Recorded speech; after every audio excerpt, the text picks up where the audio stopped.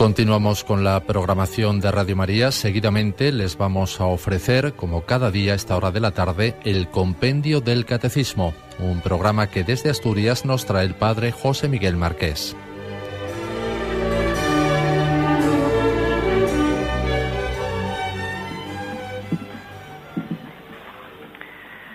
La antigua regla de los santos padres establece que quien ha sido elegido para el orden episcopal sea ante el pueblo previamente examinado sobre su fe y sobre su futuro ministerio. Por tanto, querido hermano, ¿quieres consagrarte hasta la muerte al ministerio episcopal que hemos heredado de los apóstoles y que por la imposición de nuestras manos te va a ser confiado con la gracia del Espíritu Santo? Sí, quiero. Con amor de Padre, ayudado de tus presbíteros y diáconos, ¿quieres cuidar del pueblo santo de Dios y dirigirlo por el camino de la salvación? Sí, quiero. Benedictus qui venit in nomine Domini. Bendito el que viene en nombre del Señor. Muy buenas tardes, queridos oyentes y fieles oyentes de la muy querida gran familia de Radio María. Bienvenidos al programa Compendio del Catecismo de la Iglesia Católica. Hoy es viernes 29 de enero del año de gracia del Señor 2010 y en Asturias estamos de enhorabuena, en la víspera de un gran acontecimiento eclesial que Radio María os va a transmitir en directo mañana, sábado día 30 de enero, a partir de las 11 de la mañana, hora peninsular. La toma de posesión de la Archidiócesis de Oviedo de Monseñor Jesús Sanz Montes. Por tanto, en las especiales y felices circunstancias eclesiales en que nos encontramos, con mucho gusto hoy hacemos el programa del Compendio del Catecismo no desde el lugar habitual desde que emitimos, que es la Basílica del Sagrado Corazón de Jesús en Gijón, con reciente reapertura después de casi 4 años de importantes obras de restauración, sino desde la parroquia de San Francisco de Asís de la ciudad de Oviedo, sede del equipo de voluntarios de transmisión Nuestra Señora de Covadonga de Radio María en Asturias. Por las especiales circunstancias eclesiales, como digo, que estamos viviendo los cristianos de la Santa Iglesia Católica que peregrinan a Asturias, el programa de hoy no va a seguir con el siguiente número del compendio que nos toca presentar y comentar, que vamos por el número 133, sino que será un programa especial. Un programa especial para unas circunstancias especiales, que no obstante, espero, deseo y confío, os sea de provecho. Y estando como estamos aquí en vivo y en directo, como normalmente transmitimos el programa desde Gijón, con la excepción de que esta tarde en Oviedo nos encontramos transmitiendo con rostro también, al menos para los amables oyentes que han querido compartir este encuentro, al personarse aquí con Radio María para esta tarde en familia. Así pues, el programa, como siempre en la radio, con voz que transmite la palabra, pero hoy con rostro también. Y cómo no, con corazón, aunque con corazón es siempre que transmitimos desde la basílica dedicada al Sagrado Corazón de Jesús en Gijón.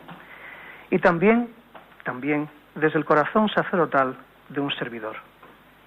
Y como que Radio María tiene una particular preocupación por las vocaciones al sacerdocio ministerial, con muy buenos programas dedicados a la pastoral vocacional, Os daré pastores, y otros similares dedicados a la vida religiosa, me alegra muchísimo contar también con los rostros jóvenes y los corazones jóvenes de los seminaristas de la Archidiócesis de Oviedo, mi diócesis, a quienes quisiera, permítanme los amables oyentes, dedicar el programa especial de hoy, con gran afecto de corazón.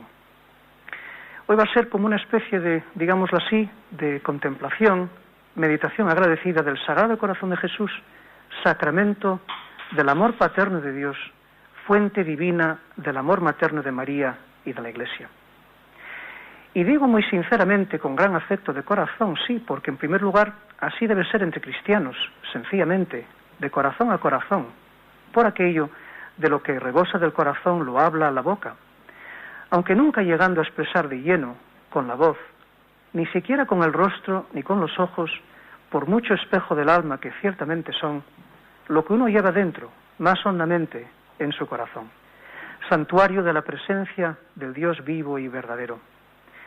Pero por gracia de Dios así lo vivo personalmente desde mi condición sacerdotal y padre espiritual, incardinado en esta diócesis, y como hijo también, aguardando la llegada de su padre y pastor en la persona de su obispo, un sucesor de los apóstoles.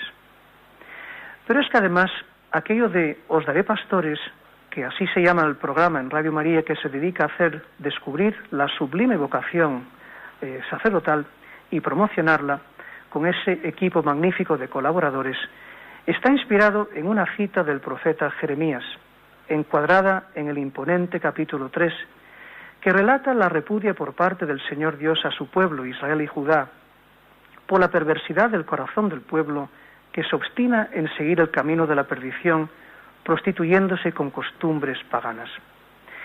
En un momento dado, el profeta cuenta que Dios se indigna.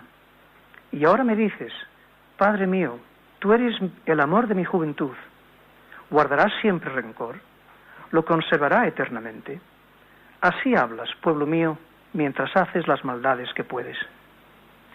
Más adelante el profeta habla de la llamada a la conversión por parte del Señor Dios, de todo un pueblo elegido, que puede muy bien ser la llamada a la conversión a una nación entera, incluso y especialmente a aquellas naciones para que vuelvan a descubrir sus raíces hondamente cristianas, España, sin ir más lejos, o un continente entero, Europa, una diócesis entera, como puede ser la de Oviedo, de una parroquia entera, de cualquier comunidad eclesial entera, de cualquier corazón, todo el entero, una llamada de conversión total.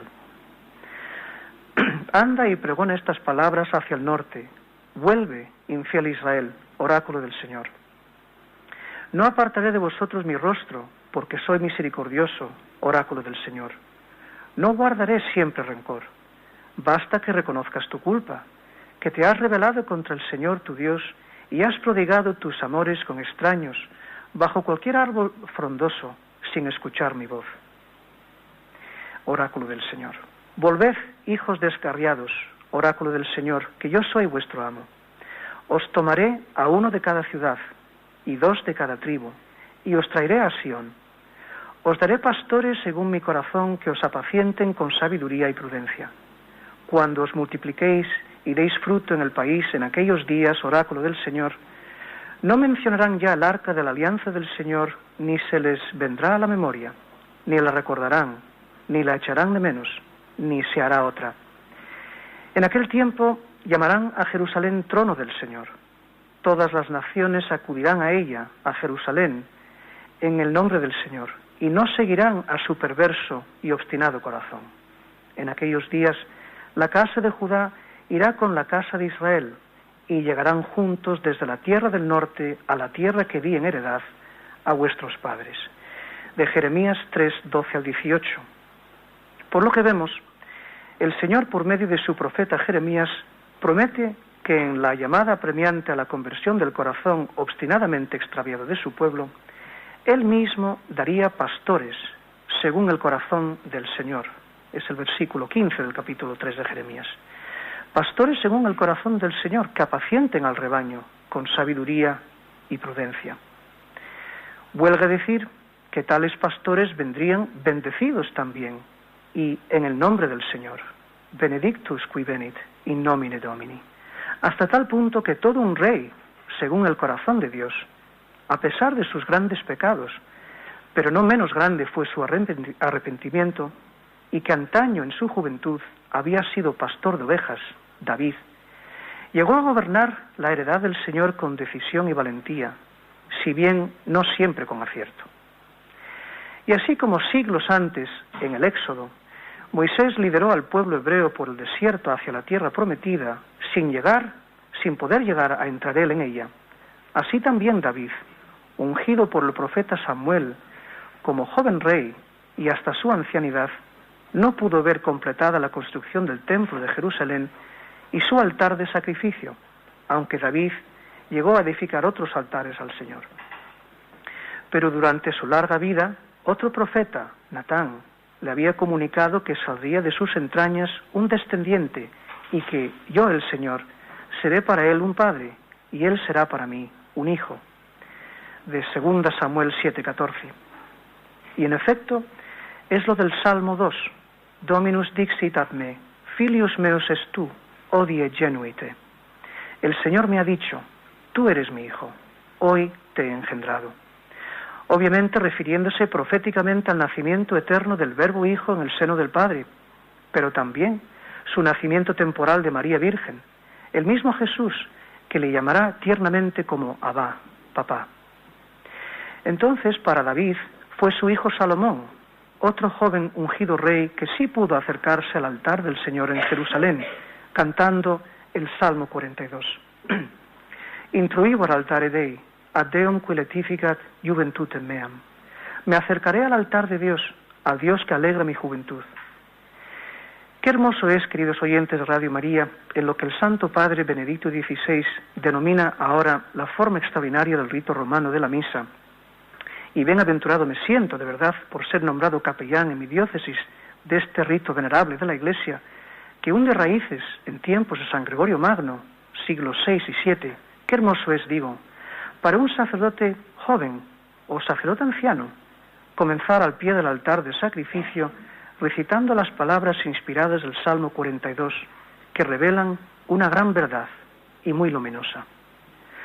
Un joven sacerdote o anciano, sacerdote digo, con manos ungidas, con el buen olor de Cristo, manos ungidas para bendecir, para perdonar, para acariciar, para consolar, para ungir también, manos para consagrar en sacrificio santo el pan y el vino eucarísticos, manos ungidas para repartir en la comunión al mismo Cristo, pan de vida.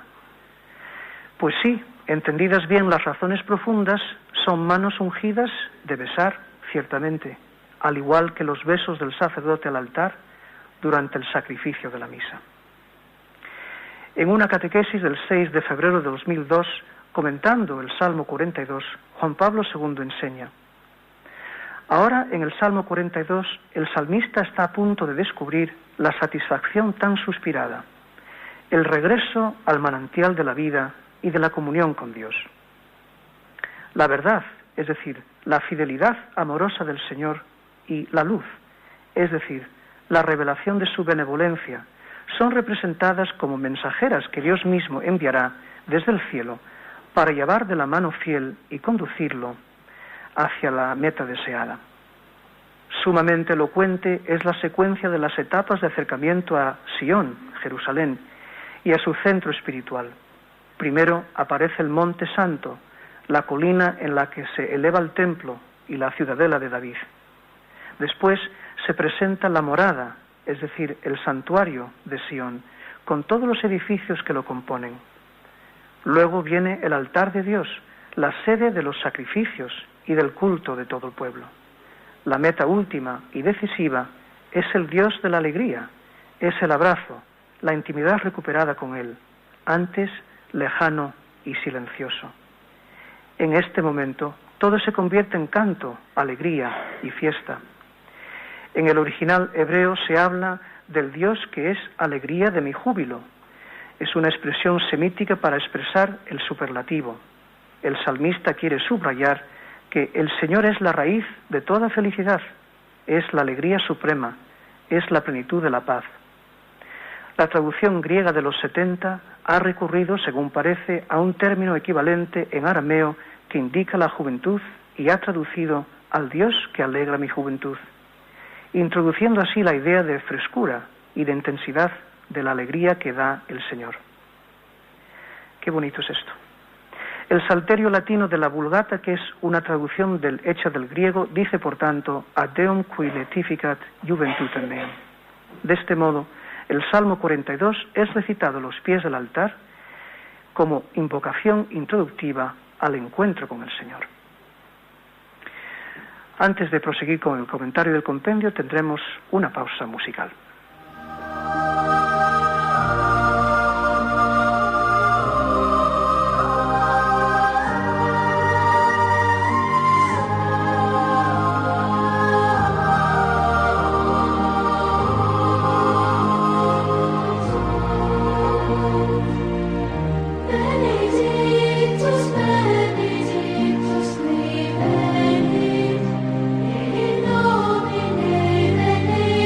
Benedictus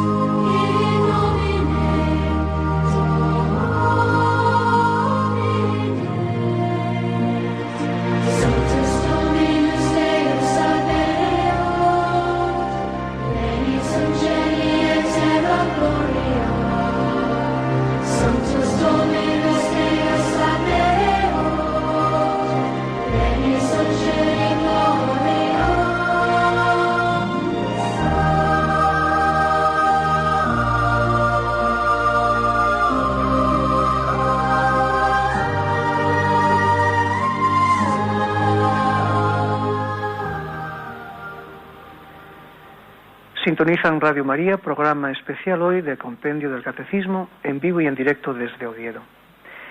El Salmo 42, pues, como dice el Santo Padre, recitado al pie del altar de sacrificio al comienzo de la Santa Misa en su forma extraordinaria, para subir hacia el encuentro del Señor, que alegra la juventud, ya que, y vuelvo a citarle, la meta última y decisiva es el Dios de la alegría, es el abrazo, la intimidad recuperada con Él, antes lejano y silencioso.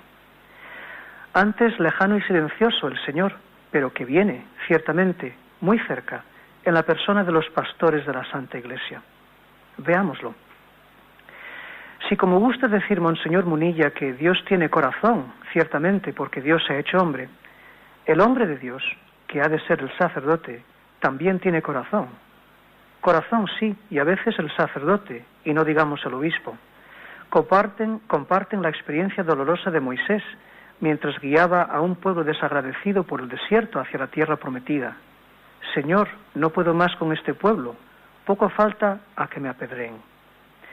El sacerdote tiene corazón humano, pues, como nuestro Señor Jesucristo, pero el corazón de Jesús le pertenece a un hombre que es personalmente Dios hecho hombre, porque Jesús no es sino la persona divina del Verbo eterno encarnado.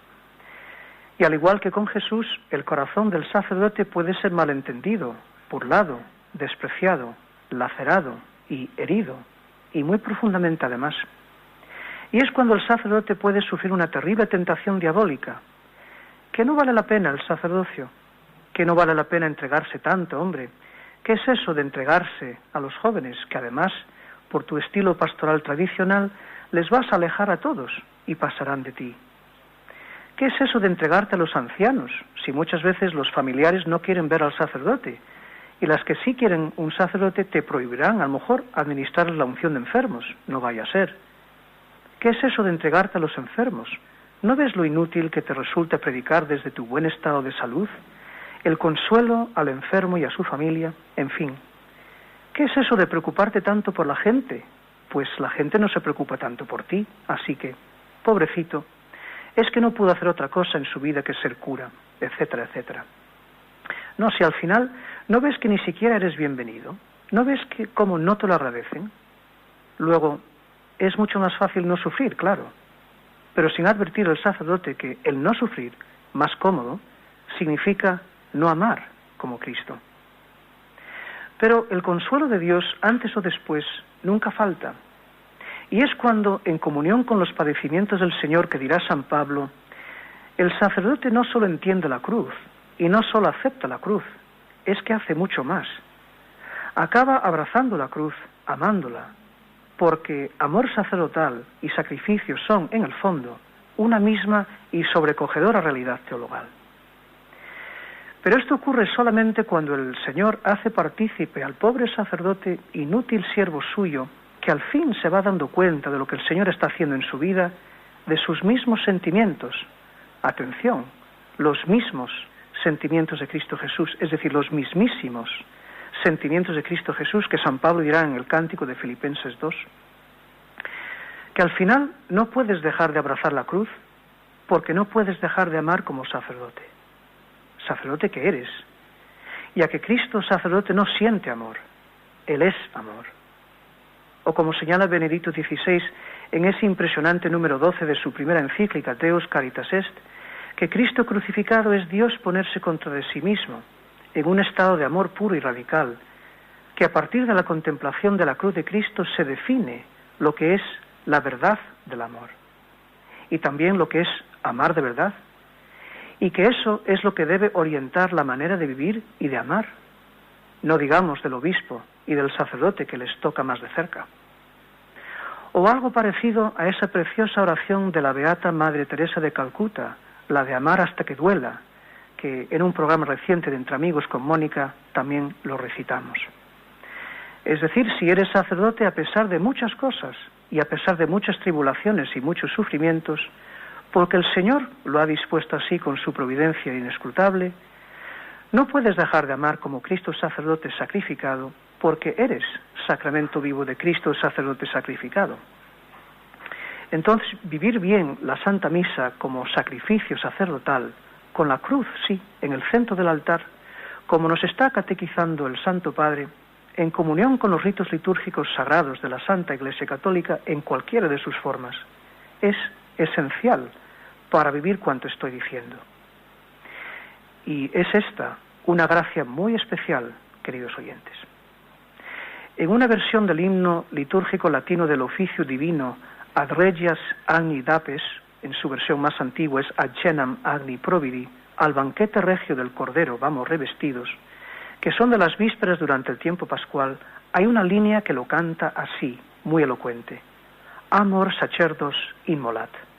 El amor sacerdote es inmolado, claro, porque como canta el prefacio quinto de Pascua, Cristo, junto con su siervo inútil ministro, es sacerdote, víctima y altar. Luego sí, el hombre de Dios, que es el sacerdote, también tiene un corazón humano, claro, cargado de muchos pecados y debilidades, pero que tal corazón humano suyo le pertenece a Dios, forma parte del lote de su heredad, la heredad del Señor, por aquello del Salmo 15, ¿verdad? Dominus pars et hereditatem meam. El Señor es el lote de mi heredad, justamente por ser sacerdote de aquel que es personalmente Hijo unigénito del Padre, sumo y eterno sacerdote. Y es que solamente así puede ser pastor y padre, según el corazón paterno de Dios. Os digo a corazón abierto, queridos oyentes Radio María y los queridos oyentes que están aquí presentes, en vivo y en directo, que cada vez que oigo a un sacerdote renegar cuando alguien se dirige a él como padre, me produce una enorme tristeza, pero enorme tristeza, que me resulta imposible entender y desde luego me resulta muy difícil describir la desazón y el desgarro que me produce.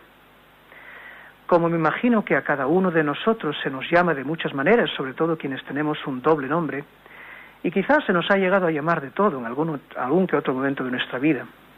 Pero os confieso que el nombre que más me emociona y hasta me enternece es que se me llame padre, porque lo soy y me siento padre. Y ya desde los mismos apóstoles no se puede concebir el ministerio sacerdotal sin esta vivencia espiritual de padre. ¿Y qué decir? Que reconociendo que soy sacerdote bien por mi manera de vestir y comportarme, tal como la Iglesia nos pide, o bien, como tuve ocasión de comentar en un programa reciente por Navidad, o bien reconociéndome por la mirada, Dios mío, como me dijo aquel joven de 20 años en un tren de cercanías en ruta a Gijón, no pudiendo ver él mi alzacuellos por la bufanda que tapaba mi acatarrada garganta. ¡Qué cosas, Dios mío! Y aquí la gran diferencia entre una idea y una experiencia. Una idea te la puede quitar alguien de la cabeza convenciéndote con otra idea, pero una experiencia honda, espiritual, que el Señor en su inefable bondad concede, nadie te la puede arrancar del corazón, y menos un corazón sacerdotal y paterno que le pertenece al Señor por pura gracia además. Que os sirva este ejemplo hermoso también, muy entrañable para mí, esperando que lo sea también para todos los oyentes del programa, y en especial a los seminaristas. Jamás me olvidaré cuando, siendo seminarista en Oviedo, un profesor, hablando conmigo acerca de estas realidades hermosas de la fe católica, compartió conmigo lo que era para él vivir la sublime paternidad espiritual sacerdotal, diciéndome que Dios, en su tierna misericordia, permitía hacer sentir al sacerdote tanto afecto por los hijos espirituales como si fueran propiamente suyos. Esa es una de esas cosas que te marcan para siempre. Y qué hermoso es vivir el sacerdocio así, pensaba yo entonces. Y miren ustedes por dónde, que sí. Qué conmovedor resulta vivirlo como sacerdote ahora, queridos oyentes, queridos compañeros en el ministerio y queridos seminaristas. Y quisiera llamar la atención de que si un sacerdote habla de esto, no lo hace de libro, ni de apuntes, ni de su condición de profesor, y con esto no quiere decir que no sea importante estudiar, sino que lo hace de corazón, porque tiene la gracia de vivir el sacerdocio así, según el corazón de Cristo, y, más aún, desde el corazón de Cristo. Os daré pastores, según mi corazón, dice el Señor. Quien de verdad vive su sacerdocio ministerial sintiéndose padre por gracia de Dios, en la mejor tradición espiritual de la Iglesia, que hunde raíces en la era apostólica, como veremos adelante, no conocerá, pase, lo que es ni siquiera plantearse la secularización. Bien es verdad que aunque nacido en Oviedo, en esta ciudad, me crié en los Estados Unidos y que en la cultura anglosajona a todo sacerdote, diocesano, religioso o monje se le dirige con la entrañable palabra de Father, Padre, mientras que en la costumbre cultural en España se suele reservar el nombre de Padre para los sacerdotes religiosos. Pero felizmente estoy comprobando que esto también está cambiando aquí y se empieza a llamar a Padre a todo sacerdote, empezando por la buena costumbre y buen ejemplo que tenemos aquí en Radio María, de referirnos a todos los sacerdotes como Padre. Cierto que se suele aducir al pasaje del Evangelio cuando Jesús dice a sus discípulos a que no llamen Padre a nadie en la tierra salvo al Padre Celestial.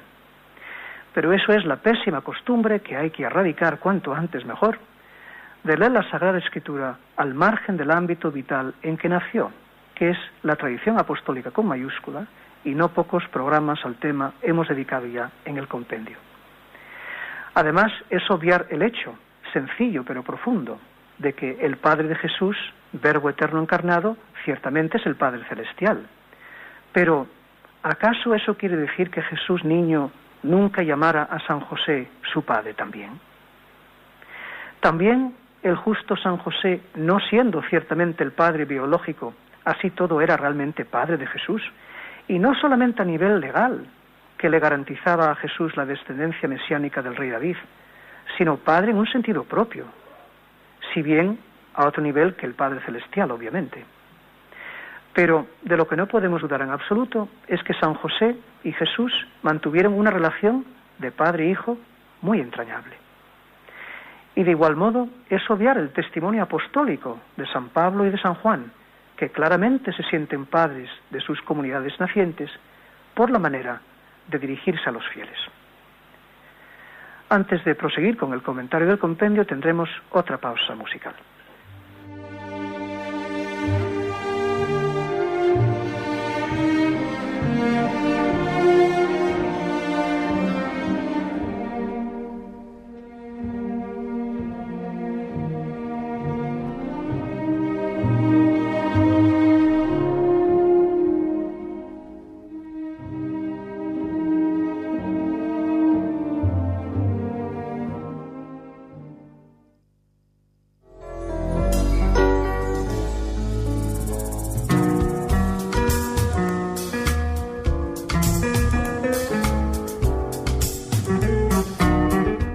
Alegres por el nacimiento que cada año renueva nuestros corazones, estamos ya inmersos en el tiempo ordinario que nos llevará hasta el martes previo a Cuaresma.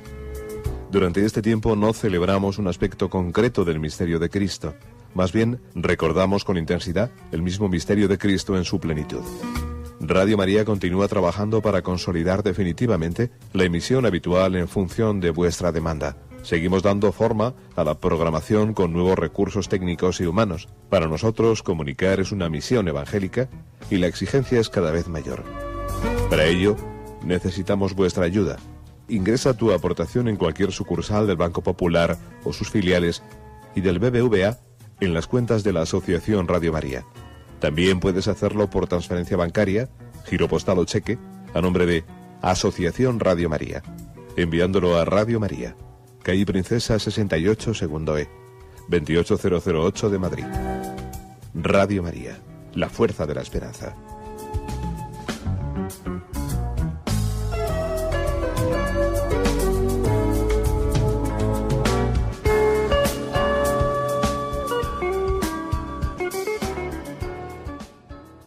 Escuchan el programa Compendio del Catecismo con el padre José Miguel Marqués. Pero bien es verdad que Dios tiene a sí mismo corazón materno, y así como en la eternidad de eternidades del seno de la Santísima Trinidad, el Padre engendra eternamente a su Hijo unigénito, sin madre humana, así en el tiempo ha querido engendrarlo según la naturaleza humana, por obra y gracia del Espíritu Santo, esta vez con madre, pero sin padre humano.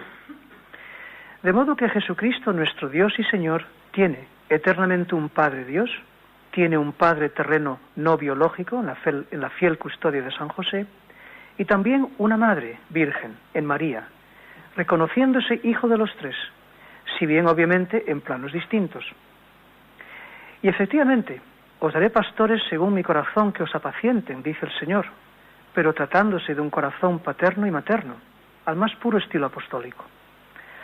Os puedo decir, de corazón a corazón, queridos oyentes, que desde que se me invitó a hacer el programa del Compendio del Catecismo en mayo de 2007, he podido comprobar a primera mano este milagro de las ondas que es Radio María y el ejercicio apostólico de una paternidad espiritual conjuntamente con la maternidad divina, no solo de la Santísima Virgen María, sino también de la Iglesia. Vamos a remar un poco más adentro en el misterio. Nuestro Señor Jesucristo mostró a los apóstoles y discípulos las llagas gloriosas de su victoria sobre el maligno, el pecado y la muerte, e invitó al incrédulo Tomás a poner su mano en su costado abierto, al igual que Juan, cuando entró en el sepulcro vacío de Cristo y vio las huellas ausentes de la presencia del Señor y creyó. Tomás tiene el privilegio de ver las huellas presentes del Señor y, entrando en ellas, creer. Ahí dentro, en su corazón, quedó escrito y escondido todo su evangelio. Es Él mismo quien invita a entrar, ver, creer y vivir en comunión con sus vivencias. Permaneced en mí, permaneced en mi amor. Juan 15. Entrar en el corazón de Jesús equivale a quedarse en Él, en silencio, sin saber qué decir, asomándose y asombrándose, admirándole y adorándole, sin prisas. Ningún espacio de tiempo de nuestras prisas vale tanto como un momento de vivir ahí dentro, relacionándose de corazón a corazón, como hizo el discípulo amado, reclinado su cabeza en el pecho del Señor, en el contexto de la cena pascual del Jueves Santo. Ahí es donde a Jesús se le descubre lleno de gracia y de verdad, porque ahí está el trono de la gracia, donde podemos encontrar misericordia, la fuente de una vida nueva, la fuente de agua viva. Así se llega a conocer la caridad de Cristo que supera toda ciencia. Él y sus amigos se funden en una misma vida. Un mismo sentimiento tienen los dos, dirá San Juan de la Cruz. Entonces se aprende por experiencia la urgencia del amor. La caridad de Cristo nos apremia. Ya solo se quiere vivir para aquel que murió y resucitó por nosotros. Quien entre de verdad una sola vez ya no puede prescindir más de Jesús. Pero hay que seguir entrando cada día, porque el amor es siempre nuevo por descubrir y el pecado siempre acecha. Un día especial como hoy es un día muy propicio para ello. O como bien decía Santa Teresa de Jesús, quien a Dios tiene, nada le falta, solo Dios basta. Él es siempre sorprendente, más allá de nuestros esquemas pastorales, de nuestro pensar y sentir. Pues bien, los jóvenes y también las doncellas, los ancianos junto con los niños, alaben el nombre del Señor, el único nombre sublime. Estas palabras del Salmo 148 nos pueden ayudar a abrirnos más al Señor, para situarnos mejor en la gran perspectiva de su plan de salvación y para darnos cuenta de las maravillas que hace con nosotros a lo largo de toda nuestra vida. Estrenamos la aventura de la vida no cuando nacemos, sino en el mismo instante de nuestra concepción en el vientre de nuestra madre. Y también estrenamos la vida eterna cuando se nos engendra en el seno bautismal de nuestra madre, la Iglesia. Y así, perteneciendo a la gran familia de Dios que es la Iglesia, el Señor nos entregó desde su cruz, en la persona del discípulo amado, a su Santísima Madre, a María. Comienza así nuestra historia personal y sobrenatural, y nuestro pequeño grano de arena en la historia del mundo, de cara a la eternidad. Así pues, el nacer, y al nacer de nuevo en el bautismo, sacramento de la Pascua, nuestra vida se desarrolla entre alegrías y penas hasta alcanzar, por las entrañas de misericordia de nuestro Dios, las promesas de nuestro Señor Jesucristo, como cantamos en la Salve Regina. Hay una sugerente cita del gran San Cipriano de Cartago, obispo y mártir del Imperio Romano del siglo III, una cita bastante conocida. Nadie puede tener a Dios por Padre si no tiene a la Iglesia por Madre.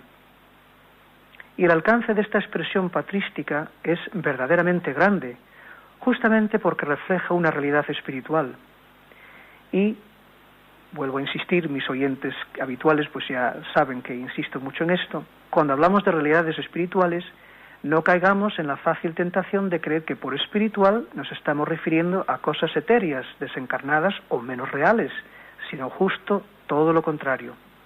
No hay nada más real que lo espiritual, porque eso quiere decir una realidad impregnada del Espíritu Santo. Fijémonos en la fecundidad de la Virgen María, que por obra y gracia del Espíritu Santo concibe a la palabra eterna encarnada en su purísimo seno. Fijémonos en la epíclesis, que es la invocación del Espíritu Santo con la imposición de las manos, ese gesto apostólico, ¿no?, sobre el pan y el vino, y las palabras de la consagración en la celebración del sacrificio eucarístico, que convierten ese pan y vino en el cuerpo entregado del Señor y en la sangre de Cristo derramada. Entonces, esta expresión espiritual de San Cipriano de Cartago describe muy acertadamente la realidad del cristiano, que efectivamente no puede llamar a Dios Padre si no le sale del corazón llamar a la Santa Iglesia Católica Madre. Entonces, nuestra salvación eterna depende de unas mediaciones humanas de lo divino, como en el caso singularísimo de una Virgen que es al mismo tiempo Madre, pero también de la mediación sacramental de la Iglesia, que también es Virgen y Madre, y de la mediación sacramental de los obispos y sacerdotes, sacramentos vivos de Cristo, sacerdote y pastor. De su seno purísimo, María nos ha engendrado por obra y gracia del Espíritu Santo a Jesucristo, el autor de la vida, con mayúscula, y del seno purísimo de la fuente bautismal, la Iglesia engendra nuevos hijos de Dios, hijos para la vida eterna, también por obra y gracia del Espíritu Santo.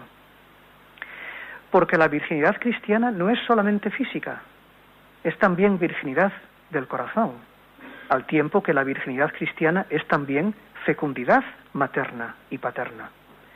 María y la Iglesia pertenecen única y exclusivamente al Señor, ambas, en cuerpo y alma. Y así, el anillo del obispo representa nada más y nada menos que el desposorio de Cristo, esposo, sumo y eterno sacerdote, con su amada esposa la Iglesia. De hecho, en algunas misas no especialmente solemnes, el obispo pues puede ir solamente con solideo, sin mitra y sin báculo, pero el obispo siempre lleva anillo. La virginidad cristiana además es apostólica, es decir, tanto María y la Iglesia engendran para Dios nuevos hijos. Si bien María no tuviera dolores de parto al dar a luz a Jesús, San Pablo nos habla en sus cartas acerca de los dolores de parto que tiene la Iglesia a la hora de evangelizar. Con lágrima viva engendra el apóstol de Cristo nuevos hijos para Dios. Que nada hay más fecundo que la virginidad cristiana. ¿Y acaso no lo cantamos así de María, en esa antífona tan hermosa por Adviento y Navidad? Alma Redemptoris Mater, Madre del Redentor, Virgen fecunda, puerta del cielo siempre abierta. De ahí que la Iglesia tiene esa maternidad como constitutiva de su ser. El apóstol Pablo, al presentar su apostolado con el símbolo del amor materno, a ejemplo de la mujer de la que nace Jesús, afirma que la Jerusalén de arriba, la Iglesia, es nuestra madre. Entonces la Iglesia es madre, al igual que esposa fecunda y virgen fiel.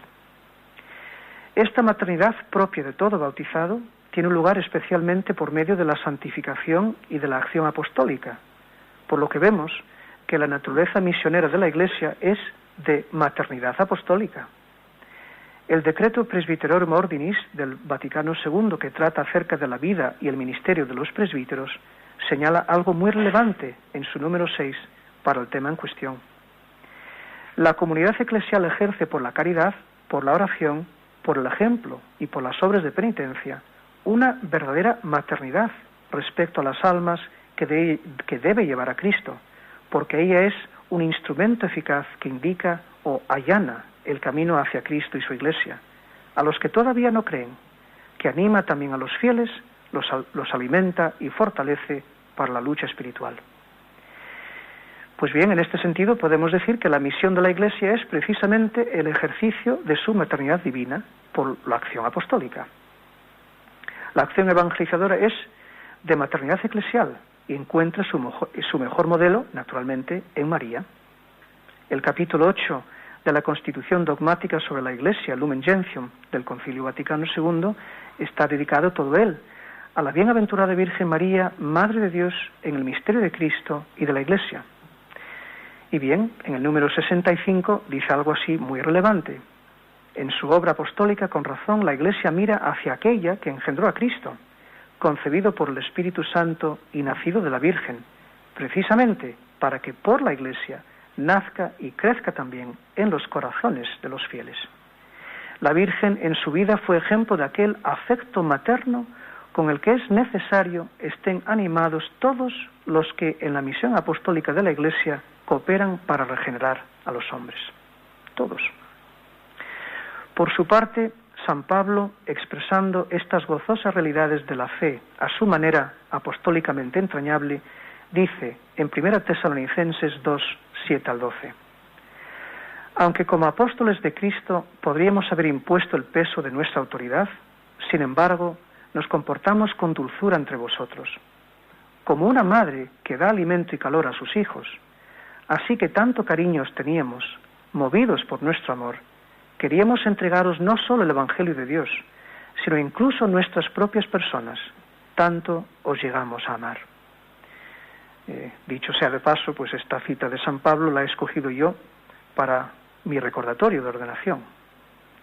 Sigue San Pablo: pues recordáis, hermanos, nuestro esfuerzo y nuestra fatiga, trabajando día y noche, para no ser gravosos a ninguno de vosotros. Os predicamos el Evangelio de Dios. Testigos sois, y Dios también, de que nuestra conducta entre vosotros, los creyentes, fue santa, justa e irreprochable.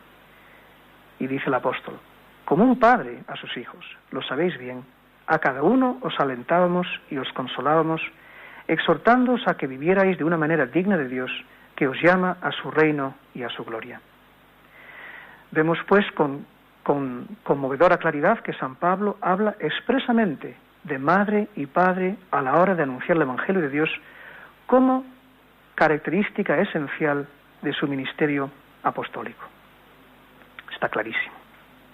Volverá a expresarse así en 1 Corintios 4, 14, 16. No os escribo esto para avergonzaros, sino para amonestaros como a hijos míos queridísimos. Pues, aunque tengáis 10.000 maestros en Cristo, no tenéis muchos padres, porque he sido yo quien os he engendrado a la vida cristiana por medio del Evangelio. Por consiguiente, os suplico, sed imitadores míos. Y esto no es mera palabrería, tiene un alcance verdaderamente evangelizador. Vamos a ocupar el resto del tiempo con los minutos que disponemos para terminar el programa especial de hoy.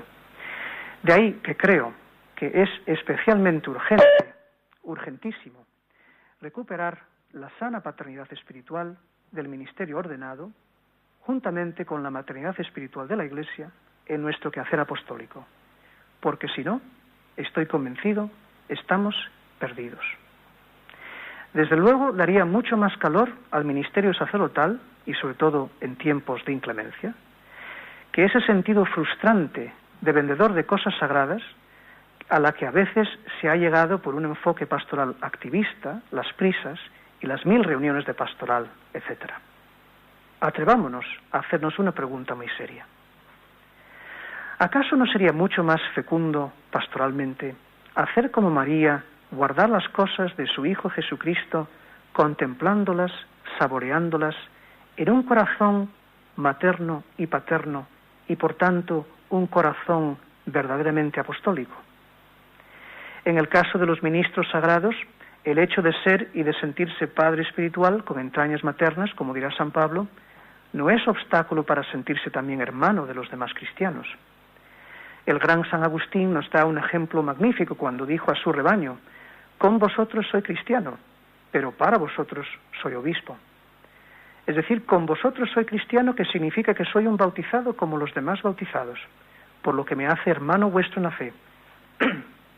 Y para vosotros soy obispo, que significa que en virtud del sacramento del orden soy sucesor de los apóstoles y por lo tanto eso me hace padre vuestro en la fe. Luego, gracias al ejemplo de San Agustín, vemos que desde distintos puntos de vista, todos ellos complementarios, se puede ser al mismo tiempo padres y madres en la fe y hermanos y hermanas en la fe. Pero lo que no tiene mucho sentido es creer, de cara a ser todos iguales, en esta especie de pretendida democratización de la Iglesia, que existan hermanos y hermanas sin padre y madre. No puede haber hermanos y hermanas sin padre y madre. Por ejemplo, en una diócesis. Todos los presbíteros son hermanos doblemente, por el bautismo y por el sacramento del orden, pero tienen un padre y pastor, que es el obispo, aunque el obispo es también hermano por el bautismo, como lo de San Agustín. En una comunidad religiosa, tanto masculina como femenina, todos son efectivamente hermanos y hermanas por el bautismo que les une a todos, pero los presbíteros que haya en la comunidad y la superiora que haya, también son padres y madres respectivamente en la fe. No hay familia de hermanos y hermanas solamente, es decir, no hay hijos e hijas sin padre y madre, porque esto es, en el fondo, negar implícitamente la paternidad y la maternidad espiritual, que forma parte de la entraña misma de la Iglesia. San Francisco de Asís, diácono, así nos lo describe. Somos madres, y bueno, padres también, de Cristo cuando lo llevamos en el corazón y en nuestro cuerpo por medio del divino amor y de la pura y sincera conciencia. Lo engendramos a través de las obras santas que ante los demás deben resplandecer. Bien, pues Monseñor Jesús Sanz Montes, franciscano, hoy aún arzobispo electo de Oviedo, pero siendo ya nuestro padre y pastor, también se sabe hijo de su padre fundador. Y en una reciente entrevista en el semanario católico Alfa y Omega de ayer mismo, ante la pregunta por una atención especial a los sacerdotes durante este año sacerdotal, responde: no solamente por el año sacerdotal, es que el sacerdote es el colaborador más inmediato en donde nuestro ministerio episcopal se hace largo y llega porque hay brazos hermanos que continúan allí donde tú no puedes estar. Cuidar al sacerdote significa que cuidas la vida entera de ese sacerdote, no solo al trabajador pastoral, sino a esa persona que tiene también un corazón y un afecto, una inteligencia que seguir nutriendo, tiene también una salud por la que velar. Cuidar a un sacerdote es, con discreción, ejercer de padre y hermano, interesándose por su salud, por su vida espiritual, por su cultura intelectual teológica, por su situación en cómo es acogido, cómo es comprendido, por su trabajo pastoral. Sinceramente me parece un cálido colofón a cuanto he intentado decir en el programa especial de esta tarde. Así pues, y concluyendo, el fuerte contraste entre lo eclesial y lo que no es eclesial viene enseguida. Hace falta cultivar lo que en la espiritualidad común de la Iglesia llama discernimiento o discreción de espíritus, para saber distinguir y apartarse de costumbres ajenas a la tradición de la Iglesia, ya presente en los escritos del venerable anciano San Juan, que en sus epístolas llama entrañablemente a sus fieles hijos, ya que desde joven sabe lo que es ser el discípulo amado, muy cerca del corazón de Cristo. Sabe lo que es acercarse al altar de Dios, al Dios que alegra su juventud. Conoce perfectamente y de primera mano lo que es amar a sus hijos espirituales con un corazón que le pertenece ya para siempre al Señor, como pastor bueno, a imagen del buen pastor. Y también lo que es amar a sus hijos espirituales como apóstol, obispo, sacerdote y padre. Vamos a concluir el programa especial de hoy con la preciosa oración de San Juan María Vianney, sacerdote, para este año sacerdotal. Te amo, oh mi Dios.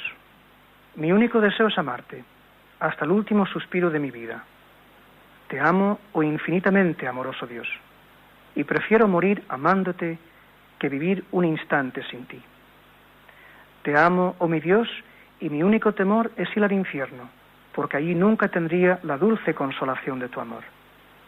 Oh mi Dios, si mi lengua no puede decir cada instante que te amo, por lo menos quiero que mi corazón lo repita cada vez que respiro.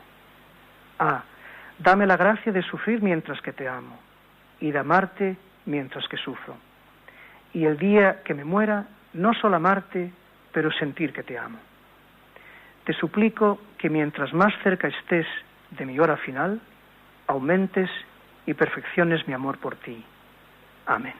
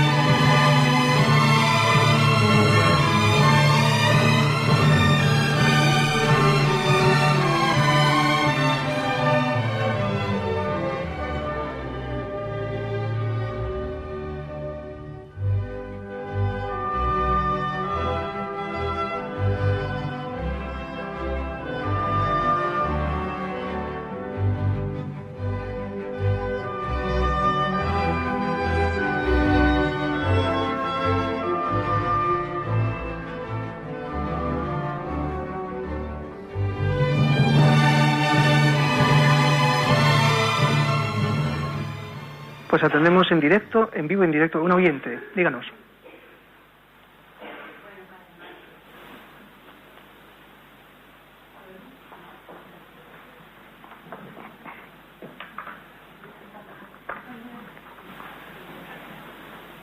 Padre Márquez, mire, yo quería hacerle una pregunta, porque me la pregunto yo muchas veces, referente a la vestimenta de los sacerdotes, que por qué motivo unos padres llevan sotana, otros la parte esta de acá arriba, que se llama zacuello, con las zacuellos, y otros no llevan nada. Entonces, yo sé que el Señor manda que sus predilectos que se distingan por su sotana o algo, ¿no? Otros no llevan nada, lo mismo que un policía lleva su traje y se sabe que es un policía. Sí. Entonces, que me explique un poco por qué otros no llevan nada. Bien, bueno, gracias al oyente. Bueno, en el tiempo brevísimo que tenemos, eso se debe a una profunda secularización interna de la Iglesia que tanto Juan Pablo II denunciaba y Benedicto XVI también. Los signos son importantes. Ante todo, naturalmente, es la vida coherente con el Evangelio, ante todo. Y aquel joven en el tren, ¿no?, que no pudo ver mi alzacuellos porque estaba acatarrado y la bufanda la tapaba, pero me supo identificar curiosamente por la mirada, me dijo él. Eso me dejó realmente pensativo. Dios mío, pues qué hermoso es eso, ¿no? Qué hermoso es eso. ¿Por qué? Pues la secularización interna que hay en la Iglesia, el no entender que el signo, que no somos ángeles, somos almas y cuerpos, somos un ser de alma y cuerpo, y que lo externo también tiene que reflejar lo que uno es también internamente. Hay que rezar por ello. Bien, pues ya no nos queda tiempo para más. Vamos a concluir el programa especial de hoy con la estrofa del himno de Nuestra Señora de Covadonga. Bendita la reina de nuestra montaña, que tiene por trono la cuna de España, y brilla en la altura más bella que el sol. Es madre y es reina, venid peregrinos que ante ella se aspiran amores divinos, y en ella está el alma del pueblo español. Hasta el siguiente programa, si Dios quiere.